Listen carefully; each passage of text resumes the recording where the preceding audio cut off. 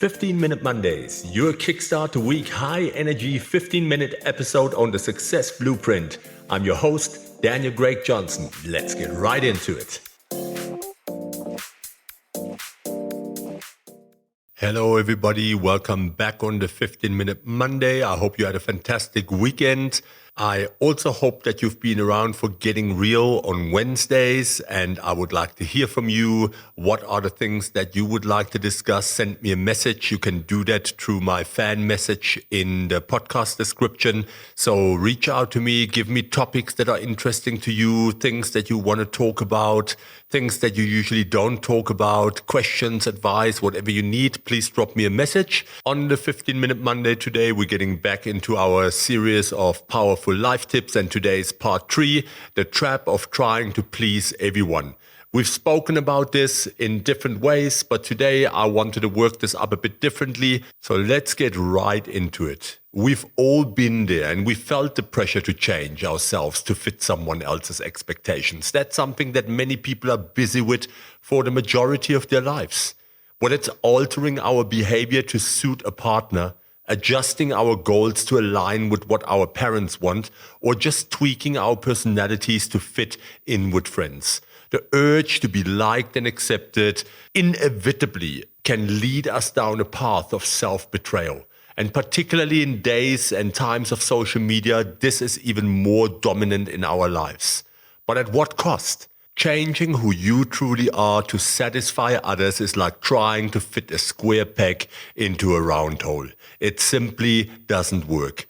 And it leaves you feeling hollow and disconnected from your true self. And that is living without purpose. The real question isn't, why don't they like me when I'm being me? But rather, why am I wasting my time trying to please everyone? And the truth is, no matter how much you try, you can't please everyone. Fact is, the more people you please, the less you are authentic and living to your true self. And that's just as simple as it gets. And keep in mind, in the process of trying, you lose sight of who you really are, what you really want, and the unique qualities that make you special. True happiness comes from being authentic, from embracing who you are and living in a way that aligns with your values. When you do this, you attract the right people into your life, and that's those who appreciate you for who you truly are. What's the deeper meaning here? The power of authenticity. Authenticity is not just a buzzword. It's not just something that we throw around that sounds smart. It's a way of life. It's about being true to yourself, living in alignment with your values, and not compromising your identity to fit someone else's mold. When you live authentically, you tap into a deeper sense of fulfillment because you are honoring who you are at your core. You're not wearing a mask or playing a role to gain approval. And instead, you are living in a way that feels right and true to you. The irony of trying to please others is that it often leads to the opposite outcome. People can sense when you're not being genuine, and it creates a disconnect. In contrast, when you are authentic, you exude confidence and you attract people who resonate with your true self. What else do you want around in your life? Authenticity creates deeper, more meaningful connections because it allows others to see and appreciate the real you. What's the lessons learned here? Well, the cost of conformity, it's huge. The cost of changing yourself to satisfy others is steep. It leads to a loss of self-identity, low self-esteem, and even resentment towards those you are trying to please. And over time, the disconnect between you and who you are and who you're pretending to be can take a toll on your mental and emotional well-being. And you might find yourself starting to feel like you're living someone else's life. How many times have you heard that around you? That leads to feelings of emptiness and dissatisfaction. And moreover, when you sacrifice your authenticity to gain approval, you give away your power to other people. You become dependent on others for validation, and your sense of self-worth becomes tied to their opinions and what they think about you. And the same applies to social media. This creates a vicious cycle where you constantly seek approval and validation, but never truly feel fulfilled because you're not being true to yourself. I want to share 5 tips with you how to apply authenticity in life. The first and most important one, know yourself. Before you can live authentically, you need to know who you are. Spend time reflecting on your values, passions, and what truly matters to you. What are your non-negotiables? What makes you feel alive? Understanding yourself is the first step to living in alignment with your true self. And that's where many people fail because they don't have clarity and focus around that question to start with. Number 2, set boundaries. Boundaries are essential for maintaining authenticity. It's so important. Learn to say no to things that don't align with your values or that require you to compromise on who you are. Setting boundaries is not about being selfish. It's about honoring yourself and protecting your energy.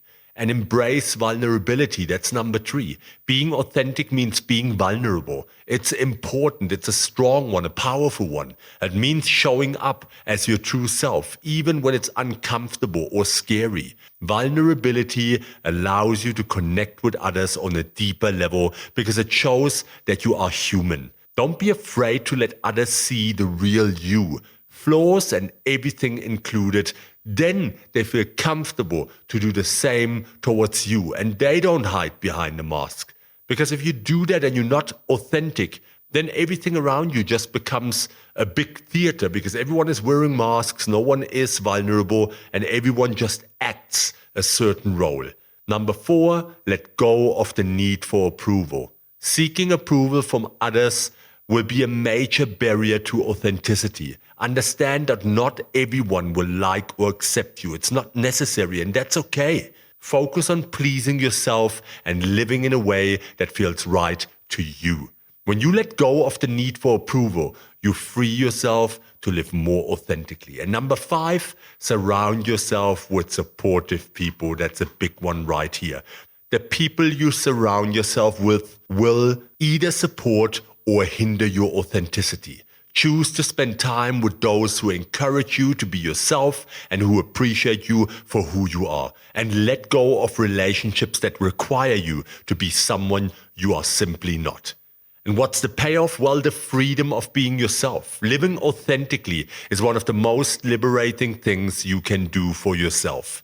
When you stop trying to fit into someone else's mold and start embracing who you are, you experience a profound sense of freedom. You no longer feel the need to conform or seek approval, and this allows you to live with more confidence and self-assurance. Authenticity also leads to a deeper and more meaningful relationship with the people that you engage with on a regular basis. When you are true to yourself, you attract people who appreciate you for who you are. And these connections are far more fulfilling than those based on pretense. And if you want to add something more, living authentically enables you to pursue your passions and goals without the burden of trying to meet someone else's expectations.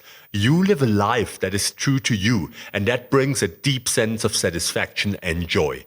In the end, the journey to authenticity is not always easy, but it is worth it. By being true to yourself, you honor your uniqueness and create a life that is aligned with your deepest values and desires.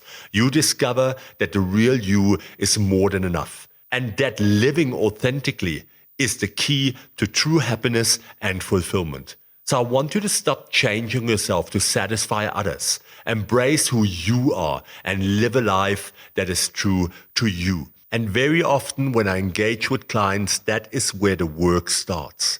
What does that mean to be true to yourself? If you say you want to be a good father, what does that mean? What does being true to yourself mean in the way that you raise your kids? And what does it mean in the context of your life and in the context of your relationship? If you say you want to be a good husband, what does that mean? What does authenticity in your relationship mean? What are the boundaries? What are the milestones that you want to achieve with your partner? What does it mean? What do you expect from your partner to feel that they are being authentic with you? And what does authenticity in the context of your relationship really mean to you? Do you understand that? Does your partner understand that?